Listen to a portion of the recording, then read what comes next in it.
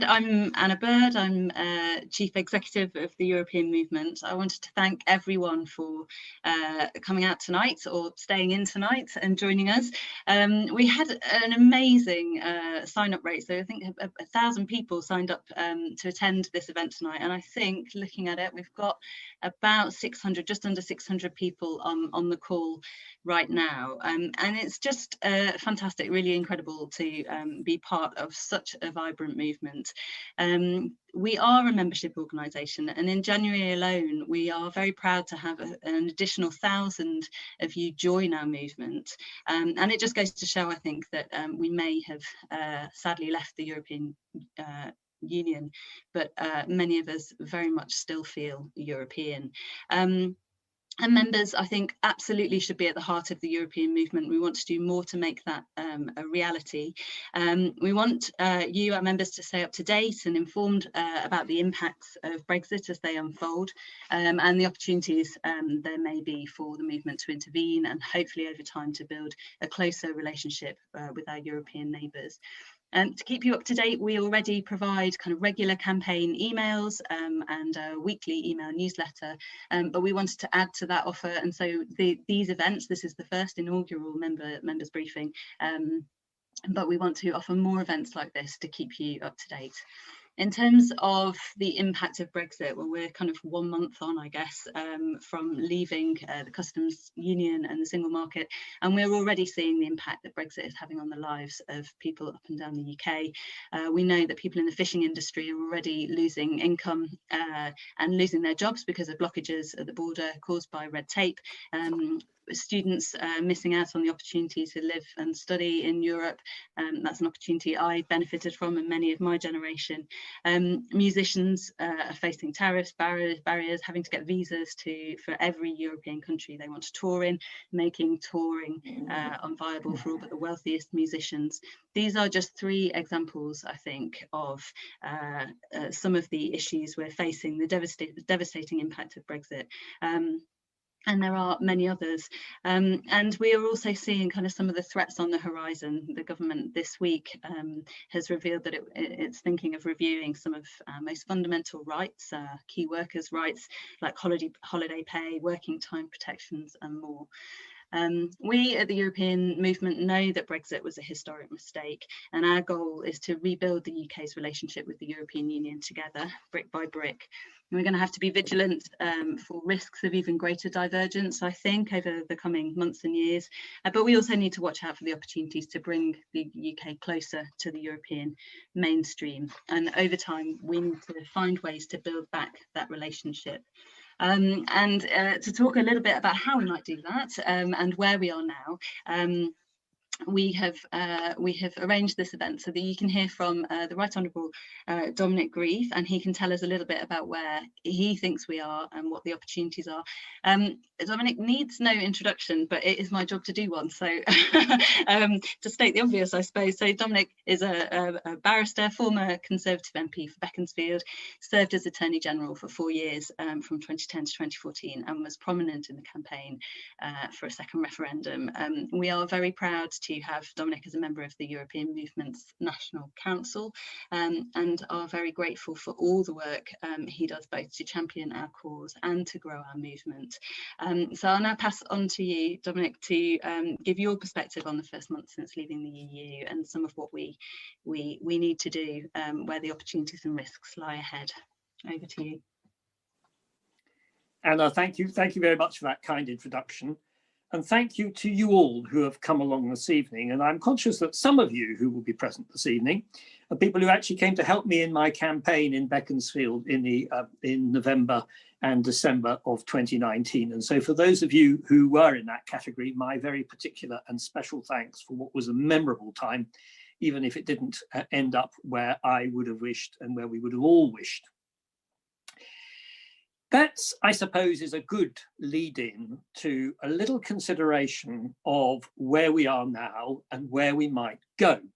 And my intention this evening was to say a few words about that, but then to leave a lot of time to have a conversation, because the conversations are far more important in my experience than one person speaking. I think one needs to go back just a little bit to how we got here. there's no doubt that Boris Johnson's arrival as Prime Minister in the summer of 2019 was both the sign, in fact, of Theresa May's failure of policy in handling Brexit, and also, of course, a ratchet towards the harder kind of Brexit that we now have. The one thing I think we can say is that in the autumn of 2019, there was a very real risk that we were going to leave the EU with absolutely no withdrawal agreement at all. I know people sometimes have differing views on this particular subject and think that Boris Johnson was bluffing when he was claiming that he was going to take us out on the 31st of October, if necessary, with 2019 with no withdrawal agreement at all. But I don't think he was. All the information that came to me from within the civil service suggested that large numbers of people thought that he was genuine in his desire to do that. And to that extent, those of us who came together and passed the Benn Act and survived the prorogation of Parliament, I think probably stopped something happening which would be even worse than where we are today. But in order to get out of the difficulties which Parliament's opposition posed for him, Boris Johnson did a very classic thing for him, which was to engage in a complete U-turn and volte-face, do a deal with Leo Varadkar and the EU, which he either didn't read properly or simply decided he was going to try and dishonour as it proceeded, carve Northern Ireland economically out of the United Kingdom as a sacrifice that he was apparently prepared to make and denied that he was doing it, and got us out and succeeded in winning the election, which I don't think was very difficult because unfortunately the opposition was effectively incoherent when it came to putting together some clear policies about the country's future. So we ended up leaving on the 31st of January of last year, and we were then embarked on a negotiation where I must say, I on the whole took the view that there was a strong likelihood that we might indeed crash out with no deal at all on the 1st of January for our future relationship, but with only the withdrawal agreement as the basis of the future relationship between us and the EU. And there were signs, as you all know, during the course of the year with the outrageous decision to breach international law by bringing in the Internal Markets Bill, that Boris Johnson was even willing, as things got more predictably more difficult for him, to start chucking more bricks around the China shop in terms of debasing the United Kingdom's international standing to try and achieve his aims. But the interesting thing is that at the end of the day, he did a deal. And I'll come back to that a little bit later, because it strikes me that the mere fact that at the end of the day he felt constrained to do a deal is quite a telling indication that even for anything other than the most ultra-Brexiteers, the realization was there that the damage of leaving without a deal would have been absolutely catastrophic for us. As it is, you only have to look at the deal that's been secured to appreciate just how bad no... I do apologise, but I am back. Yes. That's right. I don't know what happened. I'm afraid that the internet seems to get overloaded in this part of the world and suddenly you lose... I'm in London, but it should be all right. Good. I think I was cut off just at the point where we were looking at what the trade agreement amounted to.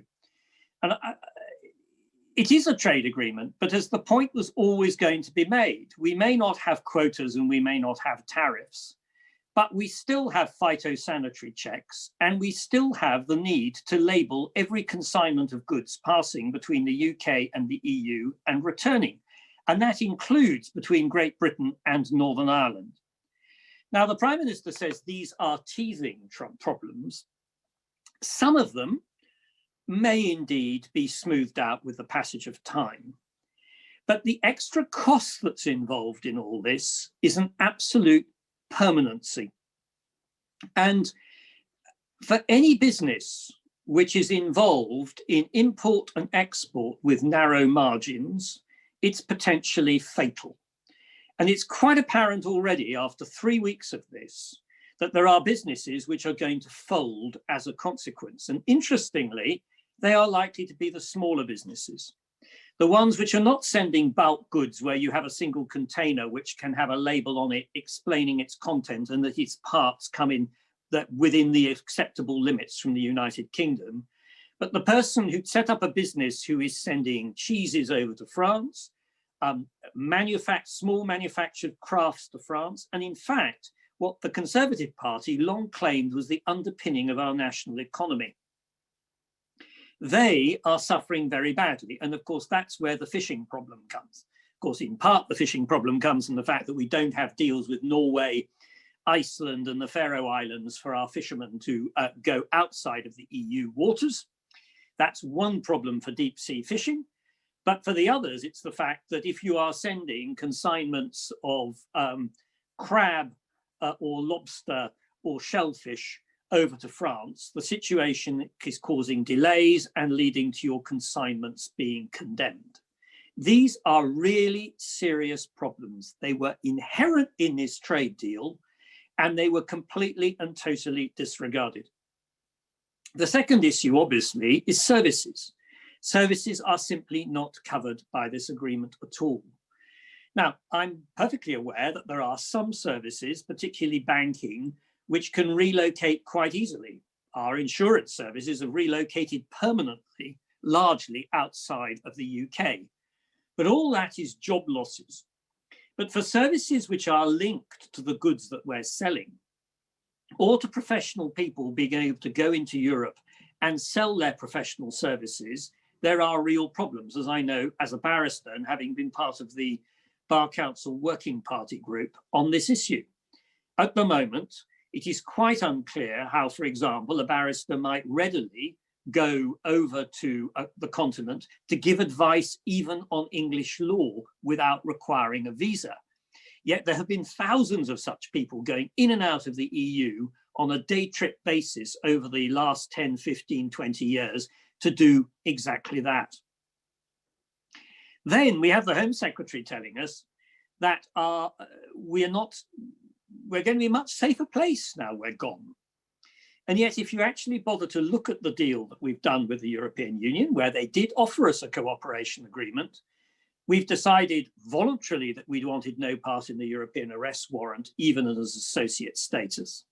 And there are many aspects of the current security system which we have been signed up to and which are immensely advantageous to us, from which we are withdrawn effectively, completely.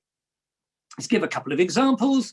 The visa information system, which is fingerprints and photos, we can no longer access in real time. We can no longer access the Schengen, the passenger name record system in real time. And yet these are databases which were accessed millions of times in the course of some of them by our police on an annual basis and daily basis. We have very considerable problems in respect of Europol because we will have observer status. We will get some of the information that we lose through that, but it'll take much longer for us to obtain. And coming back to where I was leaning with justice, we have a situation where we don't have mutual recognition of judgments. Now, that is quite a considerable issue because the mutual recognition of judgments was greatly to the advantage of every business and every individual who had a judgment recorded in our own national courts, being able to enforce it abroad. We may be able to join the Lugano Agreement, but at the moment the EU hasn't consented to it.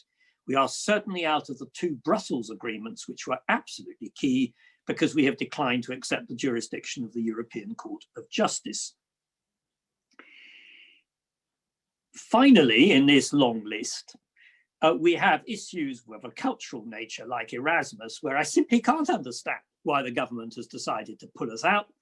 I think, in fact, it's a mixture of money and pique. The fact is that many continental students wanted to come to the United Kingdom to study here because we are an attractive place to do it. And on the whole, I regret to have to say this, there were lots of UK students who weren't attracted to going to other foreign countries in Europe because they didn't speak the language, but that was rather a good reason for the sake of cultural harmonisation why we should be encouraging them to do this. There is absolutely no evidence whatsoever that the Turing scholarships are going to adequately replace this. And even if they did provide something extra, there is no reason why we should have had to come out of Erasmus at all. And then we have, as we've noticed, the visas for professionals wanting to travel, which I mentioned earlier, that is going to affect, for example, musicians in exactly the same way as it affects barristers. And with the added note that some people who supported Brexit have now, from the music industry, have now realised what the consequences will be. Now, that being said, what should we do about it? I think there are a number of key issues that we need to keep in mind. And some of them are going to be quite difficult for us, because I'm perfectly well aware that so many of you listening in this evening want something done as quickly as possible. Indeed, for many of us, getting back into the European Union would be a goal to which we want to aspire. But we have to be realistic. Firstly, we are out. And going back in would be, in fact, even if we decided to do it tomorrow, quite a long and complicated process. And we couldn't rejoin on the terms on which we left, which of course were in some ways very advantageous to us in giving us greater flexibility than some countries. We also have to face the fact that we don't exactly know how the consequences of the deal are going to pan out over the next few months. Much is being masked by COVID. But once the COVID mask goes and public attention gets turned to the consequences of leaving, my own assessment is that people will start to notice very quickly how disadvantageous being out of the EU is. And in the meantime, the advantages of leaving are nowhere to be seen. Even if we get trade agreements with Australia and New Zealand, I very much hope we do, they are not going to be an adequate substitute for what we've lost. And I personally think that the chances of getting a trade agreement with the United States are rather thin. But even if we did that, I still don't think it's going to replace what we've lost through our trading relationship with the EU. So I think that gives us the pointer of what we've got to do. Clearly, we've got, I think, to exercise some patience. We've got to see how the Brexit works over the next few months. And then we've got to identify the things which matter to people on a pragmatic basis and strongly campaign for them to be rectified. We have this advantage that we know that our European Union partners have always accepted that this agreement, thin as it is, can be added to if the United Kingdom wishes it, and of course if they consent. But they will be willing to consent if we want to come back and talk to them about certain issues. Erasmus, for example, is something that I think should be the earliest campaign of the European movement, because I think it has a great resonance with young people, and the explanations given for taking us out are completely and utterly either trivial or worthless. I also think that we can argue very strongly for improved visa-free access for professionals into Europe. The obstacle here seems to be entirely Priti Patel, who seems to have acquired visions of fortress Britain of a kind that defy any credible explanation. Now, quite apart from the fact she wants to shove everybody into hotels, which may be justified because of COVID when they come in, she seems to want to stop anybody coming into the United Kingdom. And as long as we have that sort of nonsense for the future after COVID, then in those circumstances, we are going to be in a very difficult position. We should be campaigning on that as well. And as we go along, there will be other issues that come up. We can have a closer trading relationship if we want it, but of course it's going to come by having to accept more rules and regulations. And that brings me, I think, to my final point I want to make before we have our conversation. There's been an awful lot, and Anna commented on it, about whether this United Kingdom having left the EU, we are now going to turn ourselves into the Singapore of the Northeast Atlantic, and that this is going to be our future. Well, as the CBI made clear, only yesterday, they have absolutely no desire to go in that direction at all. And I happen to think that, quite apart from the fact that it is unachievable, I don't think many people want it. This has always been the problem with Brexit. We ended up leaving on such a thin deal because any better deal would have immediately called into question why we had ever left in the first place. And that is going to be the biggest challenge that the European movement has got. But I want to leave you on an optimistic note. The reality of our geographical position means that our European neighbours are going to remain our absolute key partners for our future. And as long as that's the case, the argument that we want to put forward within the European movement is going to be one that is always going to remain credible. So for that reason, as long, I think, as we adopt a pragmatic approach, and as long as we accept the reality of where we are, because we can't turn the clock back, then we have a powerful contribution to make. I don't know how long it will take to bring about a sea change in public opinion, which I think will eventually come on this subject, but we have got to be prepared to just go in for it for the long haul. In the meantime, there are a huge number of issues that are going to flow from Brexit, including the future of the United Kingdom itself. And all those, which in my view are very worrying, will also have the only added advantage, I can think, is that they will concentrate minds on this issue. The idea that Brexit is done, as the Prime Minister would like to persuade people, is nonsense. This, I'm afraid, is a continuing journey. We've got to make sure that we take that journey to the best destination possible. Thank you.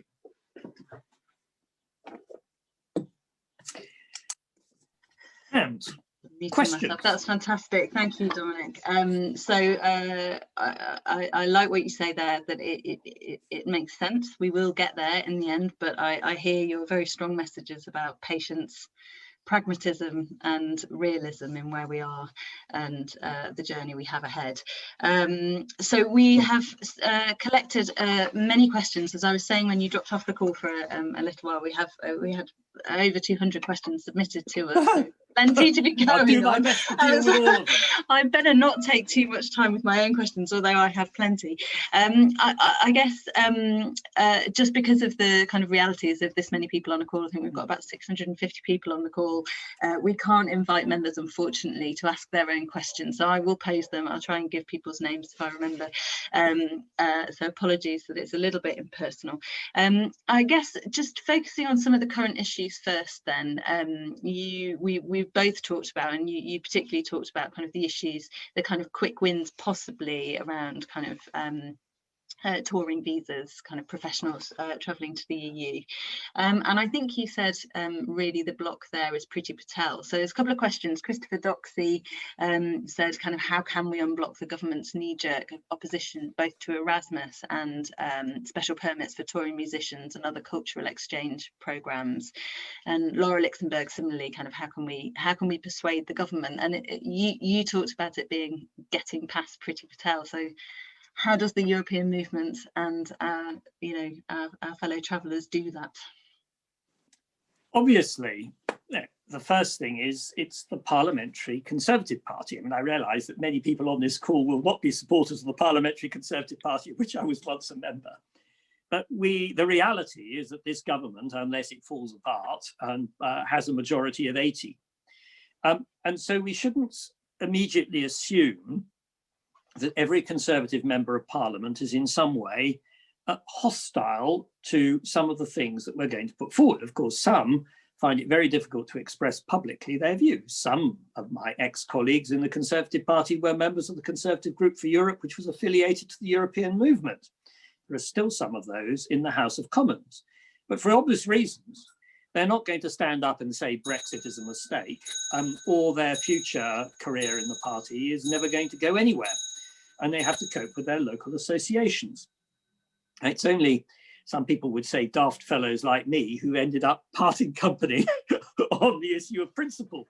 Some people decided they were simply going to bend with the wind.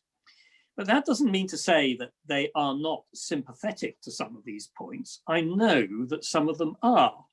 Issues like Erasmus, for example, are frankly very embarrassing for some members of the Conservative Party, who will have said in the course of the general election of 2019 that they believed there would be no reason why we shouldn't stay in Erasmus, and now find that for reasons which are completely obscure, there's been a decision to take us out. So I think that there are individuals there who will be interested also in rebuilding relations with their pro-European Conservatives, who do exist within their own associations, even though some of them are probably not voting Conservative anymore.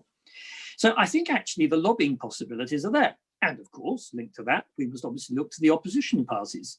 But the opposition parties on these issues, including the Labour Party, I would have thought are likely to be sympathetic. They have no reason not to be. They've always, in the case of Labour, they voted for the deal, but I don't think Keir Starmer ever said that he thought the deal was the end of it. And so in those circumstances, I think that we do have the ability to apply some pressure. But like everything in politics, it's about events. And it's about building a popular pressure outside of the movement itself, for example, with students at university, which the government finds difficult or embarrassing to be unwilling to listen to. And I think with professionals, particularly professional groups, like musicians, who tend also in some cases to be something of celebrities and to have reach into the population, I think the European movement should be doing quite a lot with them and saying, we would like your support and would like to coordinate a campaign, because it ought to be possible to get these visas. And it could be cultural. We could actually extend it beyond that. There are a number of people in professional categories where there is no earthly reason why they shouldn't be entitled to go and perform, give advice, or operate within the European Union on a short-term basis. They're not going to settle there. They're going to give advice in their own areas of expertise or perform in their own areas of expertise. And I think there's quite an issue there that the government ought to be responding to. Very interesting. And just on one of the other issues that you touched upon, Singapore on Thames, Susan Persclove asks, how worried should we be about the government's plans to review the Working Time Directive? So I guess this again is about kind of which issues should we be picking off, where should we be sort of seeing the risk? It's very difficult to know. You've got to remember that Boris Johnson is doing a sort of Houdini trick act between different tendencies within the Conservative Party and the ones who ultimately will keep him there. And one of the features of the last year, I'm sorry to digress very slightly, but Boris Johnson's problem in the last 12 months is he's been shown to be incompetent. And so I don't think we should underestimate the amount of hostility that's developed towards him within the Conservative Parliamentary Party. And the handling of COVID has not been well viewed. And so as a result, he's having to play very, very carefully to keep the support of core groups. And one of the core groups in maintaining him is undoubtedly the ERG and their hard Brexit mentality. So constantly popping up flags suggesting that the hard Brexit vision of the UK's future is what he's going to embrace, in the short term is very helpful to him. In the longer term, it may not be. And I think he will have great difficulty implementing such changes. I can't rule it out, but I think there will be lots of people who are saying this is completely pointless. Mm. Mm. I think there are some questions here which kind of push that point about what's really happening in the Conservative Party. I'd be really interested in your views and your unique perspective on that. So Mike Cashman asks, can we expect disillusionment to spread? I think you've covered that a little bit, but Lucy Ann Pope asked, is there any private recognition among Conservative MPs about how crippling the cross-border paperwork issue is and what actually we need to do something different there? We've got to improve the deal in that respect. Yeah, I would have thought on that. Yes, I'm sure there is. I mean, they will be being bombarded by their small businesses. And remember, many of them will be small businesses in the south of England, where actually Conservative strength is present. Certainly the news suggests that. These are businesses which in the past were just as happy to send something to you in London, were just as happy to send it to somebody in Brussels or in Paris. and they are suffering. And they're either going to pull out of this business at all completely, or some of them will go to the wall. And I suspect they are being absolutely bombarded with this, and they will be turning to the Prime Minister and turning to the Foreign Secretary, and they will be turning to the Business Secretary and saying, what on earth is going on? And they will be told it's teething problems. Well, that may be all right for 5, 6 or 8 weeks. But as I say, particularly if the focus starts to move away from COVID, they will be left very exposed, and they will be demanding that something is done about it. The question is what? And ultimately, the paperwork, it was utterly, completely predictable. Now, up to a point, you can streamline the paperwork, but you can't streamline the cost of the paperwork. That's going to have to be passed on. I mean, I was struck by some item where there was somebody who imported wine from a particular location, which was very cheap, £4.70 a bottle, and concluded that the cost would now go up to £8 a bottle. And that's simply on the basis of the extra paperwork cost. Probably make the sale of that wine unattractive. So, I mean, I think the fallout from this is only just beginning to manifest itself. And yes, it will. Conservative Party is ultimately, for most of its members, quite pragmatic. And if this is a long-term problem, there will be a lot of pressure on government to try to do something to reduce the paperwork. But what that actually is, short of taking us back into the single market or in a customs union, is much harder to tell. Indeed, indeed.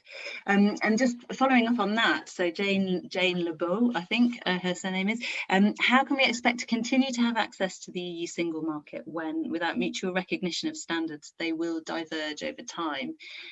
Does this government even intend to maintain the level of access to the single market that we have at the moment in the long term? Well, so which way are we going? Are we getting closer, or are we going further away? Well, I mean, this raises some interesting issues. Clearly, if we start to diverge, then it calls into question the operation of the agreement that we've got, which could mean that we end up in what is equivalent to a no-deal arrangement, trading on WTO terms, to give the Prime Minister's much used expression. Is that what the Prime Minister wants? The UK has already taken the biggest knock of any of the G7 through COVID, although I suspect the reason for that is a mixture of COVID and Brexit. The number of unemployed over the next 12 months is going to rise as businesses fail. And he is going to want to get the economy working and booming. Now, all very well to say we get it working and booming by going for the Singapore model, but actually, the Singapore model would require massive restructuring of the UK economy with even more people being made unemployed. Is that what Boris Johnson, the man who wants to be loved by his electorate, is going to seriously do? I think not. I think that the pressure actually at that point will be to try to rebuild some of the things that we've lost with the EU. Now, I can't be certain about that. Nothing in politics is certain. But I do think that that is where the pressures are likely to be pushing him. So I think the chances of greater divergence at present, he may go around saying to the ERG, we need to settle down and get a settled state of where we are. But I think the chances of his suddenly saying, we're going to pull out, it diverge even further, so that even at the first review, the EU is starting to say that there are problems with continuing with the agreement. I think that's very unlikely. I guess that's heartening. So I guess let's move on to kind of what we do now. Everyone, I think, wants to hear about our strategy for, making our way back to our rightful place at the heart of the EU. So George Longstaff has asked, what is the roadmap? You talked a little bit about that, but I guess he was asking particularly what's the time frame like, and what other factors might come into play. He was asking about the electoral system and what role you think that might play in our future roadmap. This is a hard question to answer. Just thinking about it. Firstly, strategies are all very well, but they have to be constantly adapted. It was the Duke of Wellington who always said, others have grand strategies and I just have a rope, and when the rope breaks, I put a knot in it. Carry on. Of course, we've got to do that. But we've got to accept, I think, statistics are going to be very misleading. We know that the last opinion polls suggested there was a majority in the country who regretted Brexit. But the fact that a majority regrets Brexit doesn't mean to say that they think Brexit can be reversed, and they will be going around, quite some of them, not these on this call, saying, oh, let's just hope it works as well as possible. So worse still, from our point of view, they'll be prepared to be slightly disappointed with the outcome and nevertheless live with it. The problem for us is, how do we persuade people that actually going through a further period of change and potentially reversing some of the things that have taken place is worth their while?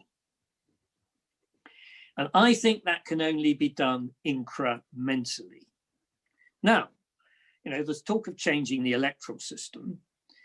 I think I'm on record of saying, even before Brexit had happened, I concluded that the way politics was developing in the UK made me consider that, in fact, proportional representation was justified, because the historic coalition aspects of political parties were breaking up. And I think that once that happens, then PR becomes much more relevant and much more desirable. But this current government isn't going to deliver PR. So the idea that we're going to get proportional representation in the next 4 years, which is what remains of this parliament, is a fantasy. And we could campaign as much as we like, but I don't think it's going to have any such impact. We might get proportional representation if we get a coalition government at some point in the future with one of its coalition partners insisting they want it. That's the likelihood. And I don't suppose the Labour Party is particularly going to reach out for it unless it goes through a very profound rethink of its, as part of the rethink of Britain's constitution. The biggest crisis in the next 12 months is going to be about the future of the United Kingdom itself. Not so much, I think, Northern Ireland, but I think Scotland is going to be absolutely centre stage by the time we get to the summer. And that is going to be, until resolved one way or the other, a festering constitutional crisis with serious consequences at Westminster and internationally in a growing form for the UK. So this isn't good news. Sorry to sound gloomy, but my Cassandra qualities, and I've been a bit of a Cassandra for the last 2-3 years, have not completely gone away. I don't think we're in a steady state at all. Now, that means adapting to the present reality for what the European movement does. So, I would stay. I realize this is difficult because so many people want to just wake up tomorrow and this nightmare to have gone away. But I'm afraid we've already got to go back to where the European movement started in the late 40s. We believe that the United Kingdom is a European country. Even Boris Johnson appears miraculously to believe that. We believe our future is absolutely entwined with theirs. We believe that defence and security cooperation is key. So I didn't touch on that earlier. And actually, we could have more defence and security cooperation with the EU as well as bilaterally with partners if we want it. But we seem to be wanting to avoid it. And I think the facts will simply, inexorably push government towards closer cooperation in a vast number of fields. How they decide to reconcile that with a current Tory ideology, that's much, much harder to assess. What we should be doing is making sure that we keep our movement non-partisan, that is not party political. That's going to be quite a challenge. Let's face it, Labour are a bit off the boil. There's a danger of one becoming really Liberal Democrat and Green, I suppose, or possibly SNP. And those are some quite big challenges, and the movement's going to have to face up to that, particularly when there are going to be some very big differences appearing on the constitutional horizon for as to the future of the United Kingdom as a result of what's happened.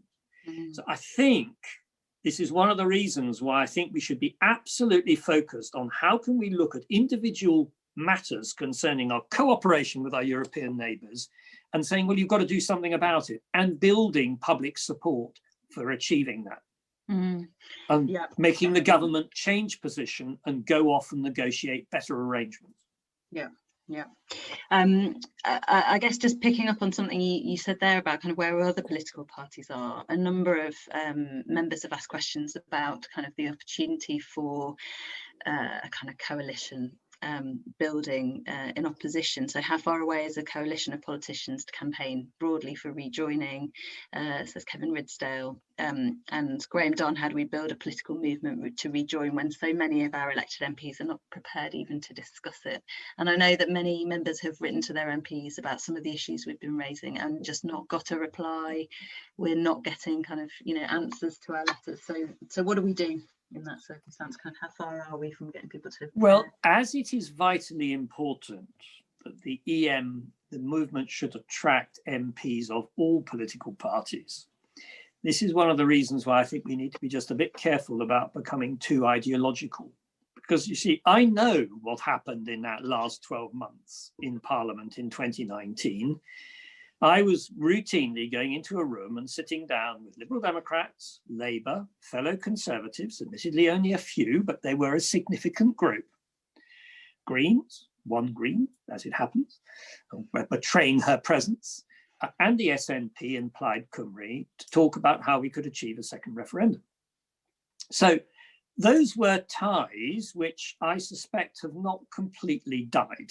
Although it's true to say that for the Conservatives, the vast majority of those who were present are no longer in the room and certainly no longer in the party, and most of those are outside of Parliament. But if the movement and the EM itself, quite apart from all of you who are listening in as members, but actually in the work it does at its centre, can offer to a degree a bit of safe space for people to come together and talk about cooperation with our European neighbours, without getting too bogged down in the policies that their own parties may or may not have, then I think we might be doing quite a good job. It would be quite useful, I think, to go and talk to some of the people who fronted, they're still around, the European movement in that run-up to our joining the EEC in the 1970s. I only know it peripherally. I worked for the Keep Britain in Europe campaign in 1975. It may be where my political career started to go off the rails, really, the Conservative Party. But anyway, I did. And I was very conscious, of course, it was largely organised by the EM. And Ernest Wistrich was a rather remarkable man who I met occasionally. But I think it's worth going back. How did they deal with this issue that, of course, they shared a view, but actually they were also divided on a large number of other things. And I think this is the important point, because the European movement cannot turn itself into a political party. Or at least, if it does, then it is no longer going to be the European movement. It could be the pro-European party, but it's going to need dozens of other policies other than its main policy, which is the closest possible relationship with our European neighbours. And at the moment, the polarizations of politics are very great. And so we've got to get over that. And I think this is going to be one of the real challenges that the movement is going to have, but hopefully with some sound collective leadership and with the support of the members who are here. And I do appreciate that this is going to be, some of this is going to be the hardest part for people to support. But I think it's achievable, but we will just have to wait and see. And obviously, it's also a matter for the other people who are running the European movement. This is only my individual view, which I'm putting forward to people. But it strikes me from my political experience that that is what's going to be needed, because otherwise it's going to become either attached to a single political party or not attract in political parties at all. And the reality of the way politics is conducted in this country is that you have got to be able to extend your arm into Parliament if you're going to have an impact. Without it, you will have some impact, but it'll be much more limited. Yeah, and you're right to say that we are cross-party, but we do seek to create, and maybe members don't see some of the work that we do kind of in the centre, but we do aim to create that safe space for politicians across party lines to come together and to share that cause. I'm conscious of time. We've got about 5 minutes. I think this is perhaps the last question, and it's a good one to end on. Anna Gretz has asked a question, which is, would the EU want the UK back again, given all the trouble we've caused? And how can we start to rebuild our friendship with our neighbours in concrete ways? So I think you've answered some of the second part, but do they want us back? Well, they may not. Let's put it this way. It's interesting. Not only did they put up with us, I mean, sometimes people say, oh, well, they must be very pleased that you've gone because you were a bit of a disturber. Actually, a lot of the member states appreciated the disturbance. There's no doubt that the slightly different line that the UK took on a number of issues, far from, I mean, it's true that there will be some federalists in Brussels who didn't like it, but actually a lot of the other member states approved of it and were grateful for it. And it provided a corrective, I think, sometimes to some of the mistakes which the EU's made. And I should make clear, whilst I campaigned fiercely for Remain in the second referendum, I don't think the EU is perfect at all. And we've got to bear in mind that the EU itself is going to go through a period of very considerable change over the next 5 years. And I'm not entirely sure, we need to get people in to talk about that actually, not entirely sure how that's going to work out. It may be that they will move towards much greater fiscal harmonization, but there are some countries that don't want to do it. It may be it'll become clearer that there is going to be a concentric circle EU with a very tight group of, frankly, the old 6 member states and those outside of it. That won't mean that the EU's become dysfunctional, just that its development is going in a slightly different way. And so, of course, the European movement's going to have to respond to that. It might provide, for example, opportunities for the UK to slot into something which is evolving, which it isn't present to slot into at the moment. Clearly, the EU will not want us back in if it thinks that this is a decision which is supported by 51% of the population and is therefore going to be called into question incessantly thereafter. And I think that's the other reality check that we as a movement are going to have to think about, because it's not a question of reversing the referendum, which could have been done by 50.1 to 49.9. It's a question of, can we produce an environment where 60% of the population plus are saying we really want something else, and this is the other thing, a political party which, responding to that, says, yes, we will start that process of getting us back there again. It's a big challenge. Yeah. But if those preconditions are there, do I think they would want to keep us out?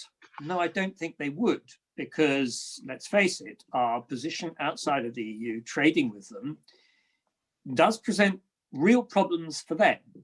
And if the long-term goals of some who are involved with the EU are ever to be realized, then Britain's absence is quite a problem.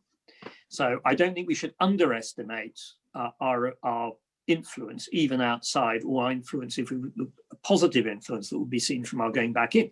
But he's absolutely right. They don't want to come back in to have another 3-4 years of disturbed politics, courtesy of the United Kingdom. Yeah. Okay, I did say that was the last question, but actually I'm going to sneak one last one in, which is like the horrible interview question. Where do you see yourselves in 5 years' time? So Jeffrey Harris says, how about developing a strategy aimed at the 50th anniversary of the 1975 referendum, which is really interesting, I guess, kind of where will we be 50 years from 1975 in 2025? Where do you think we will have got by that point?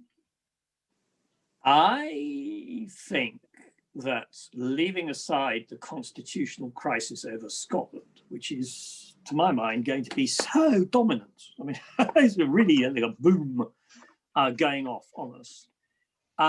Leaving that to one side, my hunch is that over the next 3 to 4 years, unless I'm completely mistaken about the UK government's ability to sort of revive the economy by doing its own thing with its trade deals elsewhere, will have already significantly pushed us back towards closer harmonization with our EU partners.